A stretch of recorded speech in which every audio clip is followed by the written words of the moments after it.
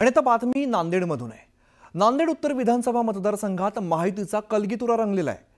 विधानसभा निवडणुकीमध्ये महायुतीत त्रास झाला। भाजपामध्ये नवीन आलेल्या लोकांनी माझं काम केलं नाही, भाजपाच्या लोकांनी माझ्या विरोधात पैसे वाटले असा आरोप नांदेड उत्तरचे आमदार बालाजी कल्याणकर यांनी केलेला आहे। तर यावरती भाजप नेते प्रवीण साले यांनी प्रत्युत्तर दिलंय। भाजपाने युती धर्म पाळला असं भाजपाच्या स्थानिक नेत्यांनी म्हटलेलं आहे।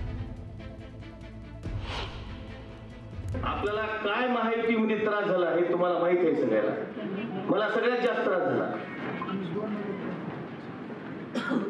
नवीन भाजपचे येणाऱ्या लोकांनी काम केलं नाही हे सगळ्यालाच माहित आहे। मी कसं तरी निवडून आलो जनतेच्या सेवेमध्ये, लोकांचं 5 वर्षाचं काम होतं माझं। टोकाचा प्रचार झाला आणि भारतीय जनता पार्टी पूर्णपणे कल्याणकरांच्या पाठीशी उभा होती।